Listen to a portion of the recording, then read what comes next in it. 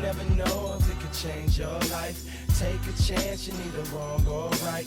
You never know if you don't roll them dice. You better roll them dice. You never know if it could change your life. Hello, Rob. We have a exclusive interview with us. Interviewee. Very exciting special guest returning to the pod.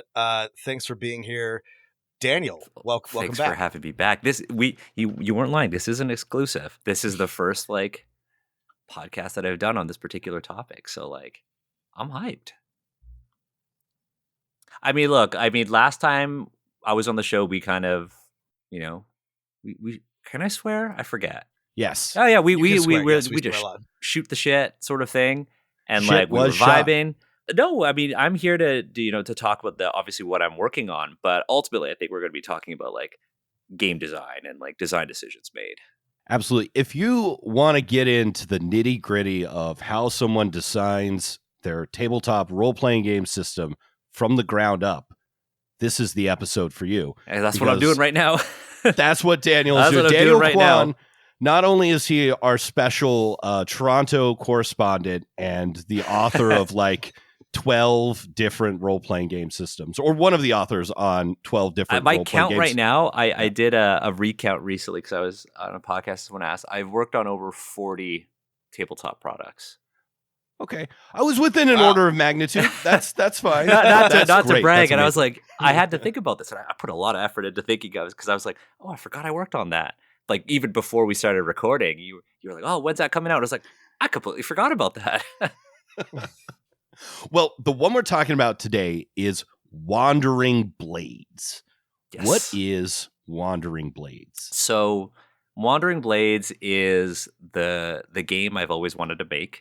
It is essentially a rules light, low fantasy TTRPG that's inspired by Chinese wuxia media and sort of OSR games. So the idea with Wandering Blades was to essentially design a game that sort of carried those sort of core genre tropes of the OSR, where everything is dangerous, it's lethal, and it's designed to be a toolbox experience. But one of the things I wanted to do was create a game that had really, really dynamic and lethal combat. And that's kind of what we ended up with. It was a game where the combat is super nuanced, but the system is incredibly approachable. There is danger, there is lethality, but the idea with Wandering Blades was to essentially confront, or at least address, how the player characters confront danger and drama. And with the game, we wanted to make sure that could be achieved through martial skill and cunning, so that every single fight had to feel stylish. It had to feel fast on the table, so you could stream it or you can play a session within 2 to 3 hours. And we wanted combat, despite it being lethal, to feel like contest of skill. So we didn't want it to really boil down to luck. Every battle had to feel compelling, had to have stakes. And if you were entering a battle and you weren't synergizing with the rest of your party, or you weren't taking stock of your resources, you would put yourself in danger. And that's kind of the inspiration behind it, right? You've got this subtitle for Wandering Blades, which I like a lot, which is it's just a lethal melodrama. Yes. I really that to me really tells me a lot about what I need to know about the game, and I think it's terrific. I think that's a great starting place for this type of adventure. When I was on vacation, I basically dropped the quick start, and then I immediately went to the other side of the world, and somebody wrote a review and articulated exactly what we were trying to do. And they said that what we are trying to achieve is gorgeous violence. And I was like that too. Yeah, I love that. So I'm going to start using that now. That is so dope. And, you always want to hear, whether it's a movie or some other artistic project, when the creator says, this is the thing that I've always wanted to do, you're in for a treat. I love your pitch, and it so perfectly encapsulates what's in the rule set you're developing. How did you, for other aspiring RPG system designers, how did you get to that elegant pitch from, you know, the catchphrase lethal melodrama to the like bullet points you gave us just a second ago. How did you refine that pitch? Because I'm sure when you first put this out, you're like, well, you know, it's got some of this and some of that, and I was feeling this when I wrote it, and but now you got it on point. How did it get there? I think the thing with like designing a game is like you're not going to have all of this right from the get-go. I definitely did not have lethal melodrama. Didn't have like stylish fast contests of skill. I didn't have solving problems through martial skill and cunning. That all kind of came with time. To kind of approach that, a big thing was like taking stock of what was in the industry. Like I did a lot of research to make sure that I wasn't just making a game that already existed. I wanted to make sure that I filled a niche. I wanted to make sure that I was making a game that I really want to play. Because in being personally invested in a project and it being something I'm passionate about, it's very easy for me to articulate what it is. So coming up with like lethal melodrama was very much like a sort of a combination of my own sensibilities. Like I love violence in tabletop RPGs. Like my first game is a game about war, right? Like I love violence in tabletop RPGs, but I love violence that comes with a narrative. And within the wuxia genre, there is a ton of melodrama. And so I was like, well, it's violent melodrama. And in the OSR, you see like a heavy emphasis on like exploration, dungeon crawling, that sort of thing. There is a lot of danger. And the idea is that danger can be approached with cunning, right? You can go through a dungeon and not fight anything at all and succeed. Or you can approach a fight and kind of like, sort of like approach it with your own sort of like ingenuity. But in the martial arts genre, like you are supposed to be powerful. Like the main characters are powerful. And so if I were to design an OSR game with the sensibilities of like a toolbox experience, simplicity, and danger, I needed to make sure that the players felt like they were in danger as well, but that they could also just, for lack of a better word, like fuck everything up in the world, but with limits. And sort of the system enforces that. So in my sort of like vision, it was an OSR game that carried all of the sensibilities of the OSR with regards to like danger, toolbox experience, and like simplicity, but with the added element of tactical combat. Well, you mentioned a lot of things along these lines, but let's talk about your inspirations, because when I read the initial part of this and I started to dig into it, I knew exactly what you were going for. Like I'm a big fan of, you list Hero as one of your inspirations, the 2004 film, and I love this genre of wuxia combat.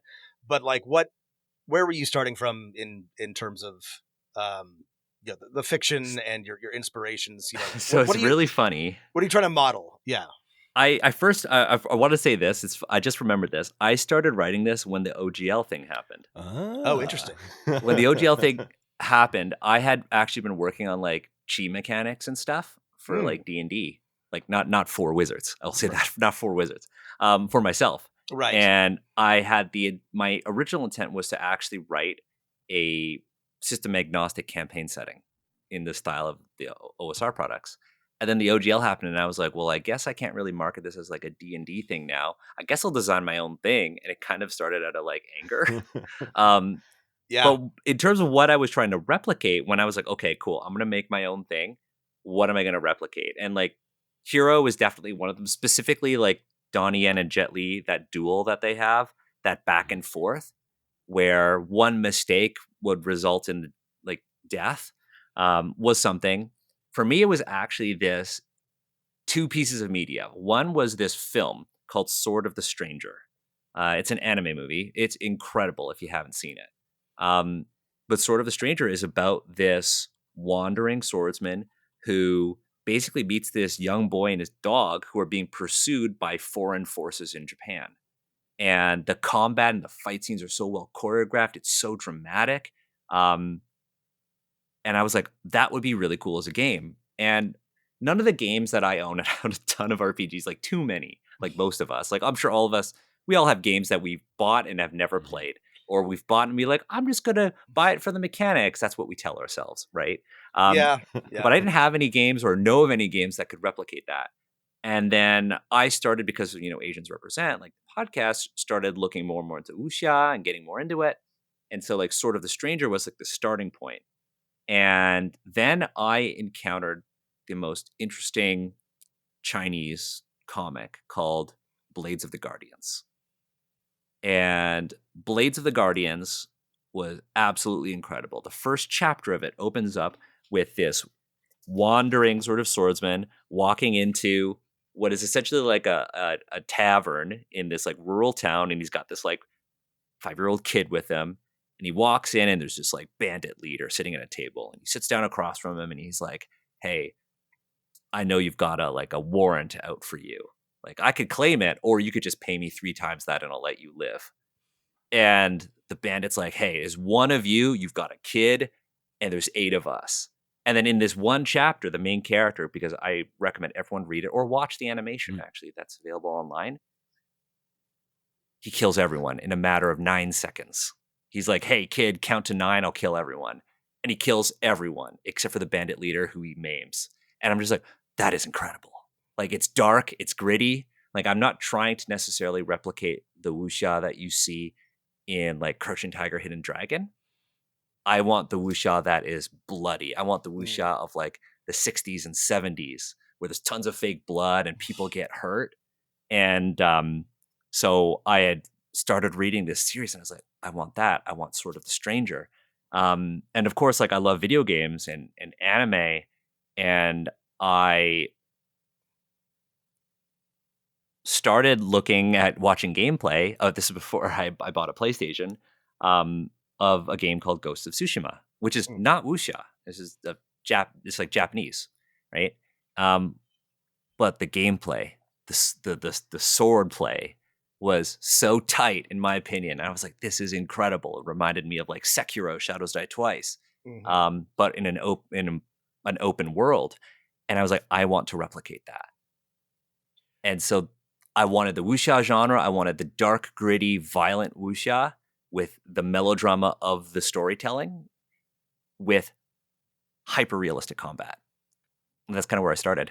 I noticed that you didn't list Crouching Tiger, Hidden Dragon, and I had a suspicion that that's because you were going and a lot of the old school, the 60s, 70s, they're really, you catch that on like TV at night or whatever, and it gets real violent, and it's sick. It's like there's a bunch of, but like there's decapitations and it's kind of cheesy, but yeah, it's not, bloodless sword fights, that end with a bow. Very, very bloody. Yeah, people die a lot. Yeah. Mm-hmm. I was, I had of all the things you listed, I was only familiar with Heroes. This is really exciting to me because like I said, I had a vague idea what you're going for, but this is very much outside of my general area of expertise. So I always love learning something when I'm reading a new game.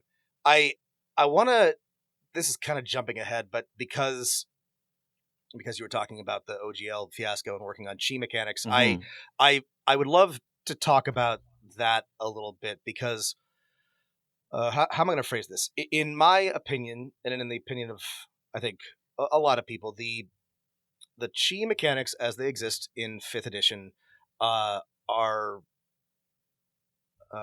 lacking. I'm saying not good. I'm going to say lacking. Okay. Is good.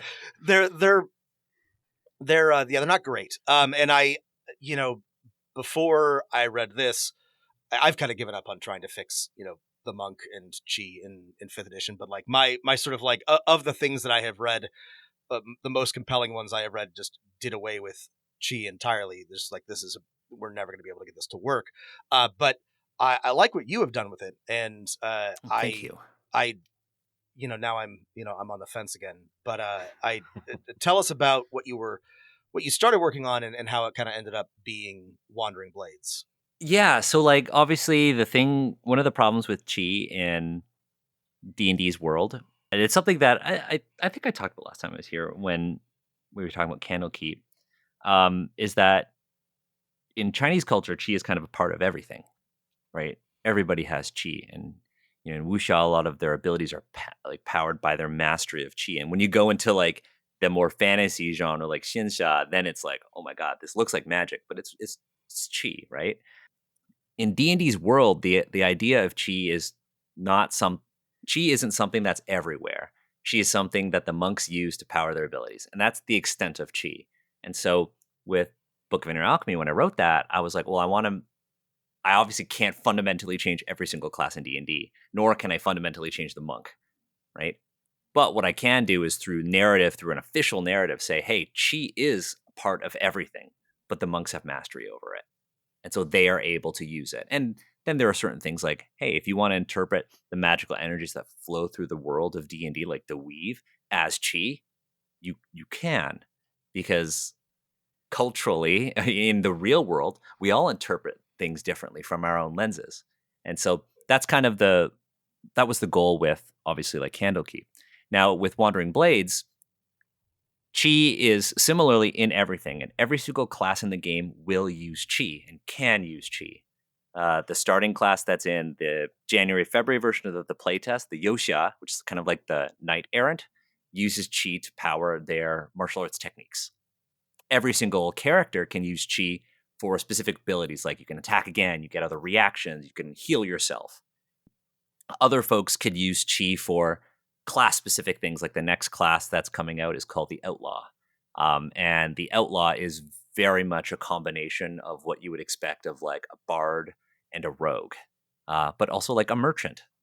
And so chi is kind of this thing that everybody uses, but in their own way. Like each class is intentionally designed to be its own unique experience, where the Yoxia is very much the weapon master. The Outlaw is customizable in a way where you can have a lot of mobility skills. You could have social skills about manipulating people or buying things. You could fully make it to be a black market merchant, or you could be more of like a rogue assassin type character. But their abilities use chi very differently because you can, well, with this upcoming Outlaw thing, the Outlaw only uses chi for their specific Outlaw techniques. They have their own other mechanic. And that's the thing that I kind of trying with this game. I don't want to have a core underlying template for each class. So the Outlaw will function fundamentally differently than the Yoxia. The Outlaw, you literally get to have skills, whereas every other class doesn't have skills. You just basically roll plus stat to do something, and then there's context. But the Outlaw gets to add new things.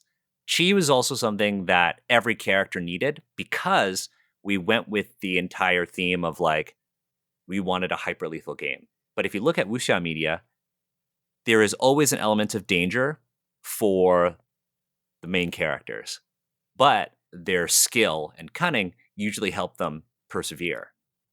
But in a tabletop RPG, you kind of have to figure out a way to, at least in our game, make the players feel powerful, but not too powerful.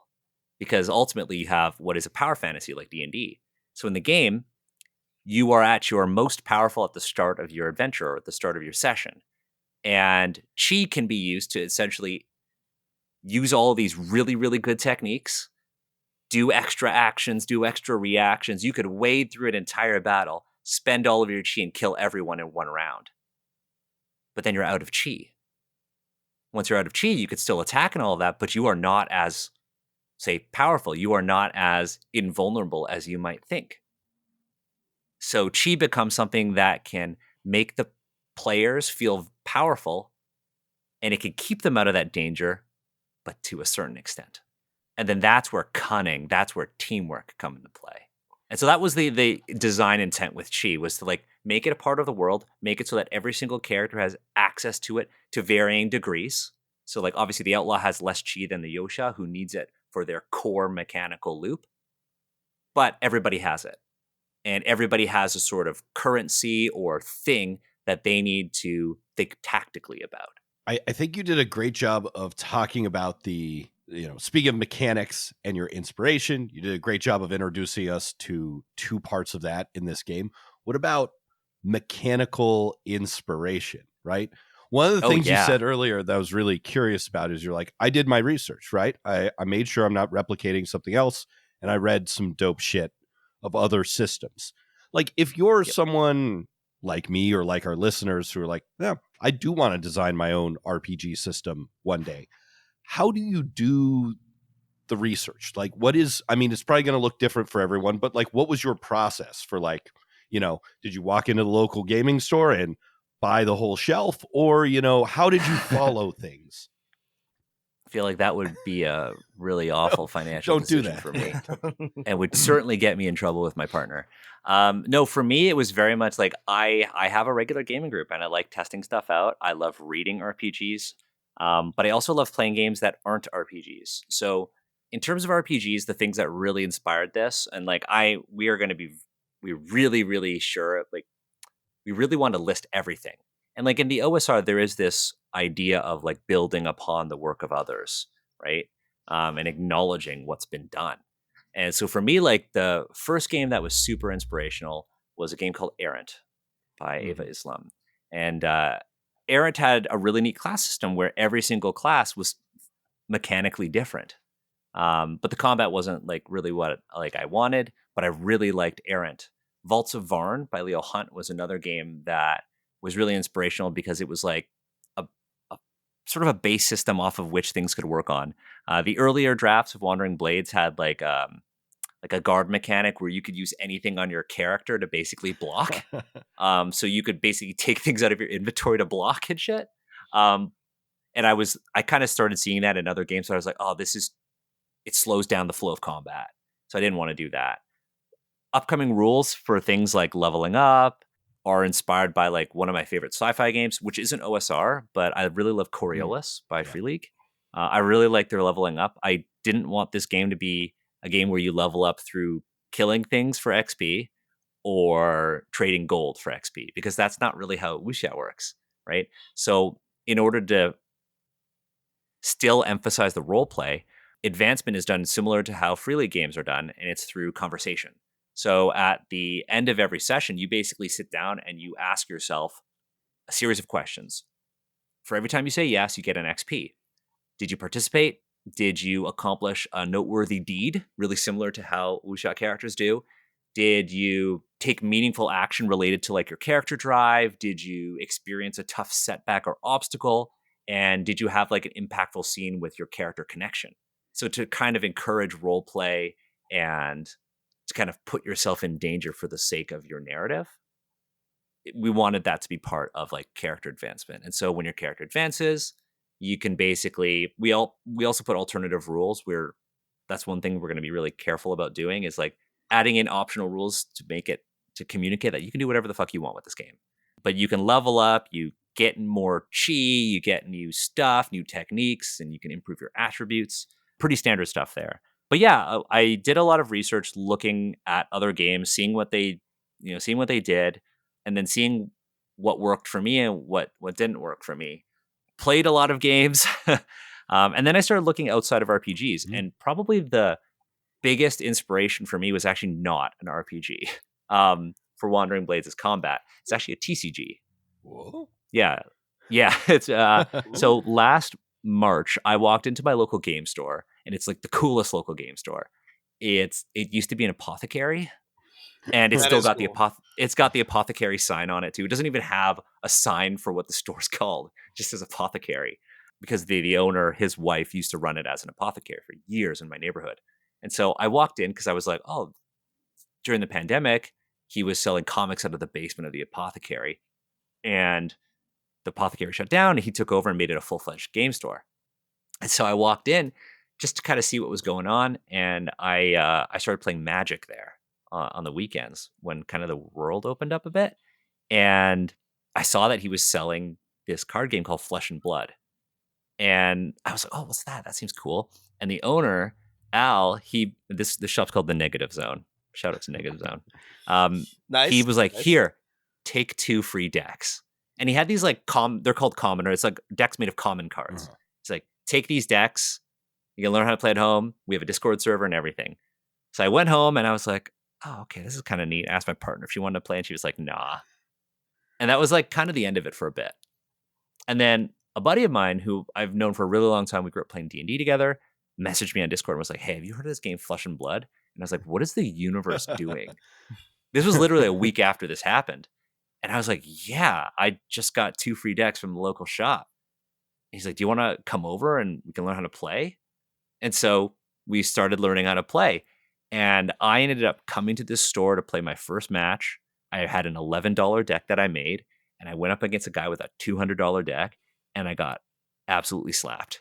And I loved it. I absolutely loved it. This is a game where you start at your most powerful. You have a hero card, and the core loop of the game is that it's a duel between two heroes. Your character, you get to pick weapons for your character. So I'm like, oh my God, this is like an RPG. You literally have your character card and you set down whichever weapons you want. Then you have like a headpiece, a chest piece, hands, legs, Oh, and awesome. you throw attacks at each other. So like if it's my turn, I can throw an attack at somebody and they can defend out of their hand, but you don't draw until the end of your turn. So if you defend all of these attacks, you don't get to attack yourself. And it's very much like a momentum-based game. And I started playing and fell in love with the game. I didn't win my first. I went every week I've been going weekly since, and I didn't win my first match until like a week and a half in, a month and a half in.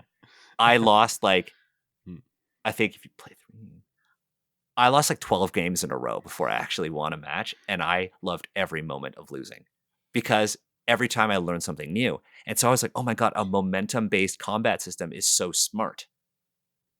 Where in this game, every card is both a resource and something you can do.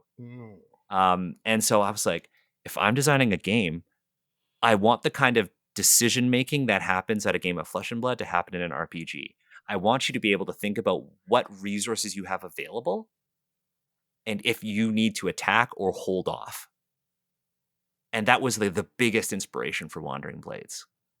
And like I still play Flesh and Blood. I have spent too much money on that game. But yeah, it was a huge piece of inspiration for me, just kind of like stepping outside of RPGs. So like to answer your original question, but like if folks are designing a game and they want to do research to see what's been done or what they can do or what even they like, because a lot of people are like, oh, I love D&D and they want to design something different or something compatible. It's always good to go and look and see what else is available. And so for me, it was part buying some things and reading them, but also playing games that aren't RPGs because I want to see mechanically what could happen outside of RPGs. So it sounds like the answer is read a bunch of cool RPGs, but then also be open to the Consume random media, chances play of games. what can Yeah. happen on the street of your local gaming store and Discord server. Support If your local 2 game people store. That's right. Yeah. Suggest that you Well, play a game. That is the game for you. Yeah. I loved. Again, we'll get into mechanics in a minute, but I do really like. I have always wanted to play in games or play a game that tries to do what Wandering Blades is doing. I yearn for a more dynamic combat system in TTRPGs. Even the fast ones are very much roll against a static defense, wait for your turn, so on and so forth. One of my favorite games, which I absolutely I can't recommend, and I don't, is Burning Wheel. But Burning Wheel has a really Burning Wheel has a really cool like dueling system, which is very fun and feels dynamic and takes hours to do. It's a mess. It's a disaster of a game. But it's sort of like I always think about that when I'm like, God, wouldn't it be nice if combat felt like you were actually trading blows or making decisions or using your abilities to fend off your foes. Are you familiar with with the Dark Souls RPG, the Japanese one? Yeah. So I read it and reviewed it, and it's kind of a mess. One thing that I admired that it tried to do was that you have these pools of attack and defense, and that you're having to sort of like balance. You're making decisions about how aggressive you want to be and how much you want to hold back for like the inevitable counterblow. I did not think that it actually worked ultimately, but like that, I really liked the idea behind it that that this was going to make combat a little bit more high stakes, a little bit more dynamic, and that's one of the things that I loved about Wandering Blades. I think this is something that is very difficult to accomplish in a TTRPG, but is something worth trying for, because as it stands, the standard is very static. Even the punchiest games are still pretty like back and forth. Yeah, we wanted combat to be easy to learn, and we wanted there to be like a high degree of mastery, right? like you can learn how to play Wandering Blades at like after you make a character, you can learn how to play the system in like 5 minutes. It's literally like D20 plus stat. Choose whatever stat you want. And then combat is procedural. Like there are steps. But with Wandering Blades' combat, we wanted to make sure that everyone was paying attention at the table. Like in the game, players, unless the situation calls for it, the players always go first. But there's never like an order, right? So if it's a party of 5, or if it's the 3 of us right now and we're playing, I might want to be like, oh, okay, I'm going to do this. Rob, I need you to go and do this after me, right? And so it forces everyone to pay attention at the table because a counterattack could happen and then our plans are going to change, right? Or like, okay, you know what? I did this, my attack missed. Matt, you got to step in next, right? And you need to actually pay attention to the table. Whereas like in many games where you have like a sort of, you roll for initiative and you wait for your turn, people tend to zone out. So I did a lot of work just looking at different initiative systems, be like, what is the most engaging thing to do? And then of course saying, okay, well, I have all of these options. What then interfaces best with like a lethal combat system? And that's kind of how I started like piecing things together. Each thing within Wandering Blades is like a subsystem and they together make like a whole experience. But you could take Wandering Blades' combat and totally apply it to another system. You can go and apply it to D&D if you wanted, right? Apply it to D&D, make sure everyone has some sort of currency, like chi, right? And then run with it. Because if you think about it, it would work with D&D too. It would work with Pathfinder. It would work with any game that has like structured combat. A lot of the stuff in this quick start would work with, I feel like, most OSR or new SR games I have played. And of course, that's one of the beauties of OSR. I am curious why. I feel like I've read a bunch of games that you have worked on and games that you have written by yourself. And, correct me if I'm wrong, but you haven't written an OSR style game just by yourself before. Never a Right, system. Never a system. Never a system. Like I've written things like monsters and weapons and stuff, but this is my first like OSR game. I'm curious what about the OSR, I think I have my guess, which is maybe around that word toolbox and that easy to learn that 100%. drew you to this. But why did you decide, okay, I could play over here, I could go with the, year 0 engine, I could go with this, I could do something more like 4E. Oh, I'm going OSR. Yeah, like a good friend of mine, Joe DeSimone, he works for Asmodee. Now he introduced me to the OSR. He was like, "Have you played this?" And I was like, "No." He's like, "You should read this." And then he's the guy who I always every single OSR thing that I make is always dedicated to him because he's the one who introduced me to it. And so for me, it was the toolbox experience. It was like I want a product to lack fluff. I want it to be functional. I want every word to work or be meaningful. I basically don't want filler. And that's the thing with the OSR is like everything is functional. But I also love the community and the design philosophy. It's like, I've made this one rule system. It's one page. And people aren't afraid of sharing that with the world. It's like, I've just made this thing. Or like, I have made a system just for wagons. Cool. And then somebody's like, oh, I needed that for my game. I'm going to use that with my Mouse Ritter game. Like, I love that. I love the spirit of like sharing and creativity. I love how people build on each other and there are like genealogies of game design within the OSR. I think that is so fabulous. Obviously, there are like every community has bad actors and there are things that happen, right? We talked plagiarism most recently and like other things, but like, I love the spirit of it. I love the toolbox experience. I love the emphasis on hacking. I love the fact that people are trying to design games that they like, right? Things that work for them. And if it works for one other person, that's awesome. And so that's kind of what I'm trying to do with Wandering Blades. Is like I feel inspired by the OSR community. I think there are so many really cool OSR creators out there. Like for instance, like I'm working on the character sheet right now for Wandering Blades. I'm struggling. Like I'm not a graphic designer. And I've learned that character sheet design is really hard. but I know exactly, like, I know what my North Star is in the OSR sort of design sphere, and it's the mothership character sheet. Great character sheet. Because I love how it literally, Yeah. I love how it flows. I love how it's got directional arrows. It tells you exactly what you want to do. I'm like, I want that, but how do I do it for my thing? And that's been the struggle. But yeah, I like how I have things that I can look to, and I don't feel like, oh, if I'm looking to Mothership for inspiration, my game has to be like Mothership. No, I can be like, I love how Mothership's character sheets work, and not even the mechanics. I also love Mothership, but Wandering Blades is nothing like Mothership. But I want the character sheet to flow like a Mothership character sheet, and like that's like a cool thing about the OSR space. I really like that. Take what's good from everything. Take what's good for you, and kind of combine it into one cool thing, one nice, cool original thing. I love it. That's so dope.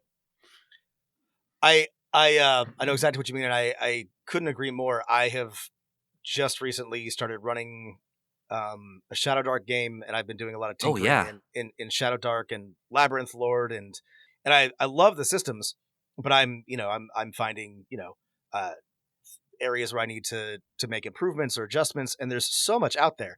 There's a great community, and people are so enthusiastic about it, and there's just like a ton of, like you said, resources. Somebody has probably already done the thing that you are, or tried to do the thing that you're working on. I'm going to steal your dual wielding mechanics, by the way. Is it so easy? It's so simple. It's so easy. My last game, somebody was like, well, I want to have two of these. And I was like, shit, I don't actually know what the rules are, but yeah, you're in, I did dual wielding in one sentence. Yep. It's great. You roll 2 dice and you take the higher. That's perfect. That's beautiful. Like it's a great, and that's exactly what's, to me, the same as you. Fun about running games and doing design in OSR and USR spaces is there's so many people working on it, and it's such like a good, for the most part, a good community of people who are willing to share and trade ideas back and forth. It's a cool. I was it's got really that DIY feel. It's got that DIY feel. Like I feel like I'm trying not to sound pretentious, but like I feel like I'm like actually like being creative. Like I feel like I'm actually like engaged in what I'm doing. Like for the first time since I did my first game, Ross Rifles, I've actually been working in a notebook, like a physical notebook. And like I have this like I went and I bought a notebook inside this like little plastic sleeve thingy. I even have a sticker that says "System doesn't matter, just play." Play. I love it. But like I grabbed a notebook and literally just like I'll show you how. Like this is the page. Obviously, this is audio podcast, but this is the page that I did to design the flow of combat with reactions. Oh, beautiful! And it's chaos. Listeners, it's a very chaotic flowchart. It's chaos. It's like it's like multicolored. Yeah, but like I'm like, oh my god, I got this idea, and I just start writing things down. And like I've never felt this way when working on a game before. And it's just a wonderful experience to be like, oh, I really like this. Oh, I'm going to add a little thing.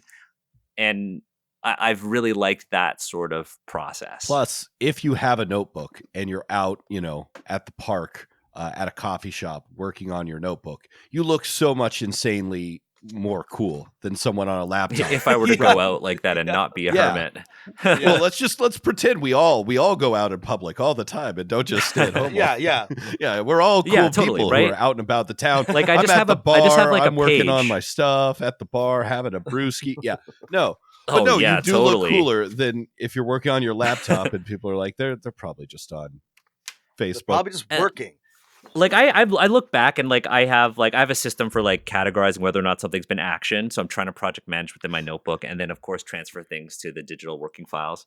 But like I literally have a section here that I haven't addressed yet, and I just wrote cinematic style of play. How do I make cinematic optional rules? And I literally just wrote cinematic movement, exploding damage dice, style points, and then I wrote in a different color, used for longer battles to generate finishers? ? I don't know if I'll ever go back to it. I think if we ever crowdfund this, I'll just make this like a thing, like a thing. One tier, one thing, you get my notebook. Yeah. That's awesome. If you can read it, good for you. I've also gone back to go ahead, Rob. To notebook. No, I was going to say like I do the same thing now. I have, I take a lot of hand notes and then they get transferred to the digital medium because that's where you have to do all the work. But like, yeah, for ideation and for noodling, a notebook you can't beat it. You can't. And look, like it's also like if you're listening to this, like do what's best for you. For me, like I've never really worked in pen and paper on game design, but this was the thing just happened to work for me. Especially when like, I was in Japan on vacation in like January, February, and like having the notebook was just nice for me to do on like the plane. If we were out and about, I was like writing stuff on my phone and then like writing down notes in the notebook. And yeah, it worked for me. And like most recently, I kind of sat down with my notebook to I was watching like gameplay, and somebody in the Asians Represent server asked me a question, and they were like, "I'm gonna find it," and they said, "What was it?" I had mentioned on the podcast like, "Oh, I should do a breakdown of like Wandering Blades' combat," and then somebody asked, "Hey, for an episode, could you break down cinematic scenes as if they were played in your game?" So like literally frame by frame, how would it work? And I was like, I think that would be like a weird episode of the podcast, but I should actually put something out like that.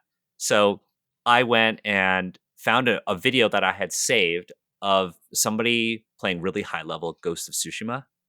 Cool. They were just really good, flawless, highest difficulty. And I was like, I'm going to look at this. And I broke it down second by second on what you could do in Wandering Blades. And an entire combat encounter where the main character basically mows through like 4 or 5 like enemies, you could do perfectly in Wandering Blades. And I was able to articulate exactly what you could do in the system. And I was like, this is what I want to achieve. If you folks are listening and you want to read that, you can read it on like the itch.io page for Wandering Blades. There's like a dev update that I wrote.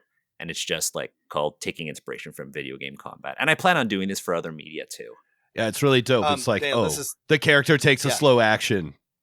Guard. Yeah, it's attack, like it's literally the rules. Slicing it. Yeah.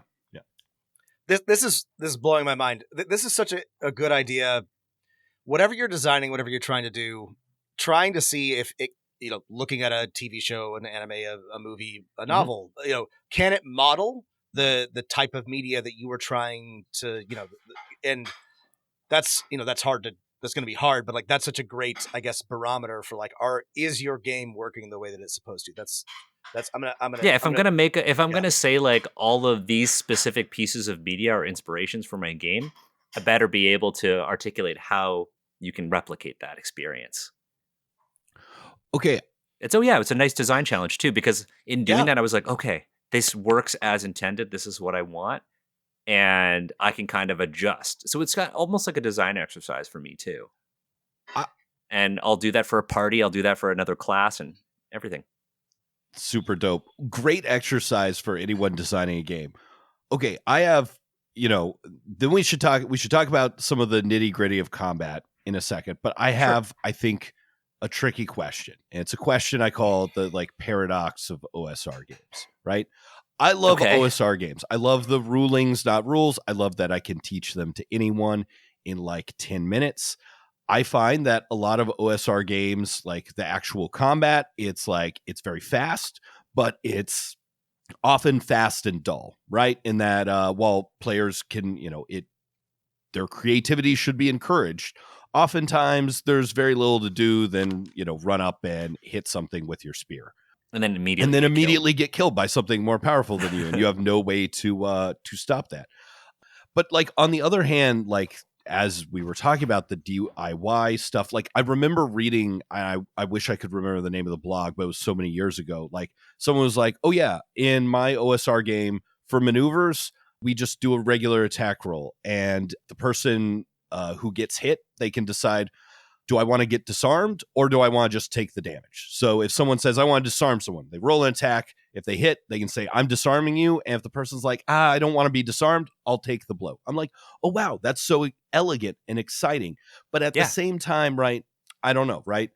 OSR games, like the stigma is that combat is not complex. It is not, teamwork. It is kind of random chance, right? So how did you try and deal with this paradox, or do you reject my paradox of OSR combat? No, I think you're absolutely right. I mean, there are exceptions. There are certain games that give you a bit more power, like Rune Cairn, I think is the best OSR game that replicates Dark Souls, essentially. I completely agree in a way. And again, it depends on how you play, right? Like most of these systems are meant for like, hey, do what feels right for you. For me, like Wandering Blades is definitely not crunchy. It's not a crunchy game. It's kind of like right in the middle. But the thing with my game is that I wanted to introduce optional structure because I think scaffolding is really important for players because if you're going to pick up a game and you've never played a TTRPG before, picking up like a rules light game might be really difficult because a lot of the decision making is actually based on like the GM's arbitration or interpretation of the situation or Yeah. rules. But if like, so for instance, like my first big game was Ross Rifles. It's a World War I powered by the apocalypse game. And with that system in particular, if I want to say, okay, I want to run up to a guy and I want to stab him right in the leg so that he can't run, what do you do with that system? Like if you have a move based system, right? So with Wandering Blades, we wanted to have structure in combat so that essentially everybody knows what they can and cannot do and how they can break that. And that's where, like I said earlier, that's where chi comes in, right? There is like a clear structure for combat. Like players always go first. We have fast turns and slow turns. I love that about Shadow of the Demon Yeah, this Lord. is so cool, this mechanic.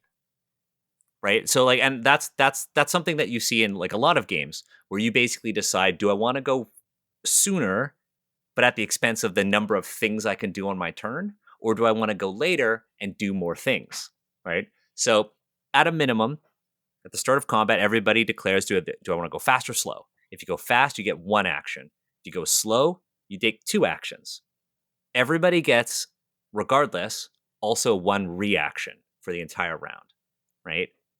So you resolve fast actions. Do I want to move? Do I want to attack? Do I want to do like a technique, or do I want to do some sort of maneuver like a feint or a grapple? That's it. You roll your dice, resolve as normal, right? But you could bypass that. For instance, like the Yosha, this was like one of the first techniques that I wrote for it. The Yosha literally has a technique that lets you bypass that. So for instance, I could go as a fast action and the GM might be like, oh, okay, well, they only get one thing and they're far away from me, so they're going to use their action to move. Why would you do that? Or maybe they're going to pull out a ranged weapon and use their action to attack me at range. But as a Yosha, I might have a specific technique. And that technique might be Twilight Thrust. So I can spend my chi to move and attack as a single action, but only in a straight line. So I could basically say, I'm going first. I get the advantage. Boom. I move and attack. Right?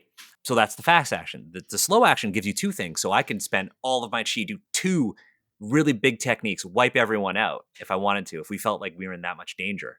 Or I can not use chi and be on the defensive. And that's where we had things like stances, like defensive stances and stuff. So I could save my chi. If I'm surrounded by 8 dudes, I can only react once a turn. But if I want to try to parry and counterattack everyone, maybe I can blow all of my chi. I'll go last.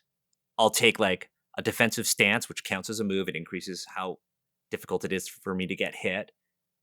And I'll just counter everybody's attacks. So I won't even attack. I'll just use my chi to react 7 additional times and let them kill themselves, basically. And so like we wanted to have like strategic decision making in combat. Combat is simple, right? You pick whether you want to go fast or slow. We start with all the fast characters. Players go first, then all the GMs. Slow, and you do that. That's pretty much it. It's like it's super straightforward, and then we add nuance to it. So like, yeah, you can move, or alternatively, you can take a stance, which you see in a lot of martial arts movies, right? You can, if you want, go fast and spend chi to attack again, get another action. So I'm really going slow, but before everyone else. And I could blow all of my chi and just attack 8 times if I wanted to. But then I have no chi to react, or I have no chi to use other techniques. Or if we end up not being in, like, that combat resolves and then we're immediately in another violent situation, I'm weaker. So we wanted the nuance in combat for Wandering Blades to come in the form of the decisions you make, how you spend your resources, when you go, and how you coordinate with the other players at the table. And then in order to make it more dynamic, we introduced ways in which you can basically break the flow of combat through chi, right? Or break the perception of I attack on my turn with the idea of like parrying or countering, or moving on my turn with the idea of withdrawing as a reaction and stuff like that. I watched a lot of videos on like historical European martial arts as well to kind of see, well, what does it mean to actually parry? What does it mean to actually withdraw? Should I add a mechanic for dodging, which we don't have in the game, because all of these HEMA practitioners that I've watched and like learned from have basically said, if I can dodge, why not attack at the same time? Well, that's Right? those HEMA boys who came up with Burning Wheel. Like they do know what they're talking about. They know what they're doing. Yeah. But there's a fine line between like having a one-to-one translation of a real experience and mechanizing it within the theme of, say, Chinese media. Yes. Right? Like I'm not going to make it like HEMA because then it would be back and forth and it would be kind of boring, right? I want it to be a little bombastic. Yeah. It is a slugfest, and I want you to be able to kill any character in the game. Similarly, we have rules for like in a lot of OSR games, hit points aren't really like your health. They're essentially the threshold to which you're actually going to take serious injury. So you go to 0 hit points, you're still in the fight, but next time you get hit, it's going to be bad, right? Characters can go negative. They can actually go like to -15 in this game. But NPCs, if they're like a follower NPC, they go to 0, they're dead, instant kill. But if they're a boss, they can also go negative like a player. So we're doing things to make it more dynamic. We've done things to speed up combat. That like the time to kill, like almost like you think about sales or anything like that. It's like, what's the time to value when I'm trying to sell somebody on something? In this game, it's like, what is the time to fun? What is the time to like gorgeous violence? What is the time to lethal melodrama? And in Wandering Blades, we want there to be a fast time to narratively violent experience. I don't think I've ever said that before. That's the first time I've ever articulated time to that. kill. Time to Time your to kill. I beautiful hope it and makes sublime sense. violence. I mean, Yeah. it's a common idea in video games, right? Like, what is a weapon's time to kill? What is an ability's time to kill? I think it's actually a useful framework if your TTRPG is a high combat TTRPG. Like, how long does it take to put an enemy out of the fight? I think it's and what are the decisions that have to go behind that, right? It's like the access to actions, so access to literal violent activity, I guess, for Wandering Blades, but also the idea that like weapons have to feel lethal, right? If you play a lot of video games, like especially like JRPGs, and you play D&D, like your longsword at a higher level just feels like a pool noodle, and you're just like slapping each other really slowly, right? But the weapon needs to feel lethal. The weapon needs to actually be like, well, if I'm going to attack you with the sword, I know that this sword is going to fuck you up, like regardless of what level you're at, right? So no matter what level you're at, you always have to kind of feel like you're in danger. But as your characters grow, so does your pool of resources that lets you be more dangerous than your enemies. That's kind of the idea behind Wandering Blades. Unless we have other questions about the awesome combat system we've got here. I love talking about this. I love talking. So seriously, okay, go perfect, for perfect. it. I got a question about designing RPG and play testing, right? And yes. I feel like I've heard from people over and over again that like you got to get something in some kind of form. 20, 10, 50 pages together, probably less than that. And get it out there to your players or your friends' players or something, because you're not just designing a book, right? You're designing a game, right? And so you got to have people play the game. How is the experience of like play testing as you've been writing this been going? Because I think it's pretty obvious that you've been doing that. You know what? It's funny. I haven't actually run a lot of Wandering Blades. Play testing for what? So in terms of what we've released so far, we intentionally were like, okay, we want to release the combat rules and a class. And we want that class to be versatile enough that somebody could pick up the quick start and basically make 4 characters that are all distinct. So like that Yoshia class is designed so that 4 people can make it and they can all be different, right? That way we don't have to wait until we've finished designing all of the other classes. We released the rules for combat, and that's pretty much it. And we were really upfront about it. This is what we're working on right now. Would love your feedback. If you vibe with it, cool, stick around. We're going to keep releasing more. In terms of playtesting, I have a bunch of toys on my desk, and I sometimes sit down and I place them in front of each, like miniatures, and I place them and I'm like, okay, this person attacked, what would happen here? And then I just move them around and I like play with my action figures, basically. And that's how I've been kind of walking through it, right? But also like talking about it, being like, walking myself through these like design sort of conversation of like, how would I replicate this combat in this game, right? Because for me, like making the math rocks work, like the dice, is super important, right? Like people are going to run my game narratively however they want to run it, right? But the core part of it is the combat. So I need to make sure it fundamentally works and does what I intend it to do. And so I'm not rushing to get this product out. I am right now playtesting, conceptualizing how it's going to work. And we're actually going to a con this weekend, Breakout Con here in Toronto, and we're actually running open games of Wandering Blades for the first time. And then, of course, getting that playtest out there and openly and publicly on like my itch page being like, yo, tear this thing to pieces. Tell me what's good. Tell me what you don't like. Tell me what doesn't work. And we got a ton of feedback, and it came back from Japan, and I actioned all of it. Nice. So just like honestly, like being open to feedback and making sure that those who are interested in your game have the ability to provide feedback is like really important. Not just sitting in a store and playing your game, right? Because you are playing your game with the bias of essentially you understanding how the game should work. But I want other people to read my rules and see if they make sense. Because if I'm reading them, of course they make sense. I wrote them, right? But I want, like, playtesting is not just playing your game and running it for other people. It's having open channels for feedback, making sure that you are transparent with your design process and your intentions with your product. Because, like, we sat down and the three of us didn't talk about Wandering Blades really in advance for this recording. No. But you two know exactly what I'm trying to do with it. And, like, that is in part because of how I am communicating what the experience is supposed to be. Right. And so for me, it's like being very communicative, soliciting feedback, and of course, running the game. Right. And going through exercises like, what am I trying to replicate? I'm going to sit down for an hour and watch this video or watch this movie, see how this would run on the table in Wandering Blades.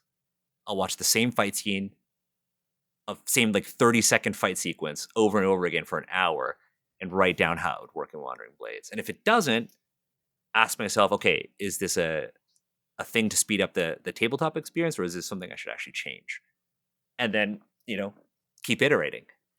That's so dope and smart. And thinking about playtesting as just like more than like, other people or yourself, or especially yourself running the game. And they take an agile approach to this. I do sprint Yeah, reviews exactly. for my game. Oh God. I mean, it is good advice. Well, and this is worth noting because I think that, playtesting is tricky for everybody. If you're small, you don't have time or resources. If you're and like what also is like, are you going to get more? What is the ROI on sitting down with four people and playtesting? Do you get more return on investment on that than, say, releasing an entire quick start into the wild and getting feedback that way? Not all obviously playtesting is created equal, right? Like there's different, like exactly. There's you can playtest, you can run games for your four friends, ad infinitum, and that may not be as useful as, like you said, releasing it to the wild or reviewing doing both. Or do both, yeah. But like, I'm one person, right? And like what is my bandwidth? Like I have a regular day job. And so like I have to think, what is the most effective way for me to actually solicit feedback? And like I can't be going to the game store every time, because not all game stores run playtesting sessions. I have certainly already run it by friends and everything like that. I've been like, hey, does this make sense? And I will walk them through it. We have like my design partner, Drew, who I brought on maybe a year in. We have like a weekly sync where we kind of like just chat design and be like, this week we're going to talk about this. And we're going to try to get like 1% better every single time. Like we do it through that. But then of course, like releasing shit. Like in terms of release, what I've been doing is I've released a quick start publicly for folks to like consume. And then my plan is to every quarter release an updated version of that quick start. But in between those releases, release new stuff on Patreon. So folks on Patreon basically get a monthly video of me being like, what the fuck's in my notebook? I'm going to decipher this for you. And I just put a camera on my notebook and I talk about everything that I've written so far. Or like, hey, I'm going to walk through combat. Or, hey, here's, instead of 25 pages, here's the 47-page next version of the quick start. Like, let me know what you think. And I've been kind of doing it that way because it, A, is a way of like funding the game. And B, it's a way for me to also engage with people who are financially invested in my work.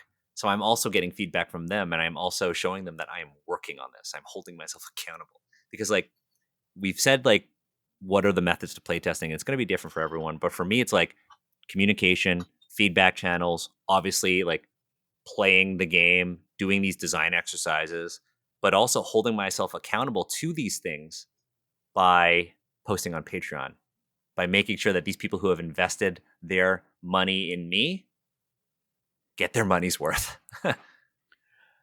So if you are interested in checking out the Wandering Blades quick What a start, segue. Yeah.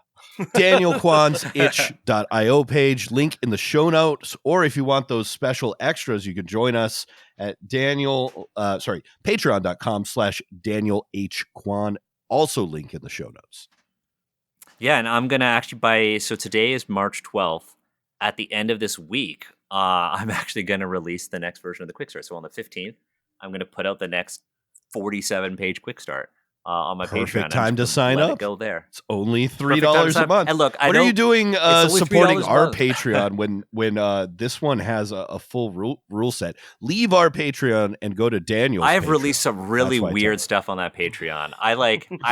If you're a patron and you've been like a patron for a really long time, people have had games where it's like, oh, this is a game I wrote about eating string cheese. Like, this is a game I wrote about the Japanese reality show Terrace House. Like, I've released some really weird stuff. But right now my Patreon is solely dedicated to like Wandering Blades. I've really enjoyed working on this project. I am like super excited about it. Whenever I see something new, I'm like, oh, that's going to be awesome. Like, new video games coming out. Oh, I wonder what I can kind of like take from there into Wandering Blades. So yeah, most of my attention in terms of inspiration is actually turned to like anime, video games, and comics, and less of like TTRPGs now that I'm trying to refine everything. And of course, everyone should show up to your con in Toronto and come join your I'm not sure how open many Canadian game. listeners we have. We have but many some of them- Canadian listeners, Rob. Please do not insult our fine Canadian listeners. And Look, if you can't make it, depending on when this episode is released, like I will eventually start running virtual playtests. Oh, cool. For folks. My goal is to slowly, like, obviously, like, offer it to friends. You too, if you ever want to play it, let me know. Happy to run it for you. The next playtest actually comes with a full adventure. I wrote a full adventure. yes, let's go. Cool. Getting to the good stuff right away. Yeah, I wrote a full adventure and I was like, oh, this is fucking dope. Because like my design partner is dealing with some stuff right now and he's not writing and advising mostly right now. And so something that he was assigned, because I'm kind of trying to take a project management approach to this, something that he was assigned is now being pushed to the next version of playtest. So I was like, what do I do to make sure that my patrons get value? I'm like, oh, I'll write a 6,000 word adventure. So we've got I'm adding an adventure that's basically set in this like remote village where people are basically being brutally murdered, and everyone thinks it's like a giant wolf, but really it's a person wearing wolf pelts, and the players kind of get drawn into this drama with like a corrupt minister, and it's more of like a toolkit adventure. There's no map. It's just got an introduction to my campaign setting, what the adventure is. Here's a series of NPCs, and here's some plot hooks. And of course, NPC mechanics, because that wasn't in the first version of the quick start. Nice. I look forward to running this adventure because I'm on board for the journey that is Wandering Blades. Let me know if it sucks. I will. Seriously, I'll if it send you sucks, a let me message. know, and I will. Everyone was really happy. They couldn't Genuine tell who feedback, the minister was or why. Yeah. I'll let you know. Yeah. I've got so many ideas for what I want to do with this. I'm just like, God, there's not enough time. And I also encourage all of our listeners to check out, as always, Asians Represent. I loved your review. Oh, yeah, that too. And I hope you have the time and ability to do more of these of Sword World. That was so great. I'm glad you liked it. I would love to hear more of those type of episodes. So honestly, Sword World was another inspiration for Wandering Blades, not in the format, but in how they over-explain the rules in Sword World. Yeah. It's like you like a Sword World book is like almost 500 pages, but they're tiny. They're tiny little books. But like you can read it and have never played a TTRPG and understand how to play the game. But one thing I like about Japanese tabletop RPGs in general is that they really lean on the replay format. So instead of actual plays in Japan, written session logs are really, really popular, where people release like whole books in magazines. And it's just like, oh, it's a literally a written actual play. And many Japanese tabletop RPGs, like a third of the core book is actually a replay where it shows you how people are playing the game and they discuss the mechanics and everything. So we're actually going to do that for Wandering Blades. We're going to like record a whole ass adventure and everything, and then edit it down into a replay that will come with the book. Oh, that's awesome. Awesome. That's cool. We'll see if the Western audience likes it. I mean, in the West, you adapted into a middling novel with a self-insert and hope that it gets picked up for a TV show. That's what we do with our campaign. So I think this is maybe a better model. I'm looking forward to seeing the outcome for sure. Seriously, that format is like super interesting because it's like I don't have time to watch an actual play, but like I can slowly read through session log. Yes. Right, and still get the same information. That to each their own though. Well, Daniel, thank you so much again for coming back on the show. It's a pleasure to have you on. I'm so excited you're working on this game. It's super dope. Look forward to playing it. I encourage everyone to check it out, or chill and wait for it to be finished and then play it. Yeah, whenever that happens. It's a process. No, thank you for having me. I happy to come on anytime and talk about this stuff. I know, like I said at the beginning, we're just vibing, right? Yeah, I know. We talked about a bunch of great stuff, and I have so much more that I want to talk to you about. But we'll have you on again because you're still working on it, and you'll make updates. So definitely check this out, listeners. And it's really cool. It's really cool. I'm very excited about it. I'm gonna steal a bunch of Daniel's stuff for. Let me know how it works. My OSR games. I'll let you know how it works. And as always, keep rolling them dice.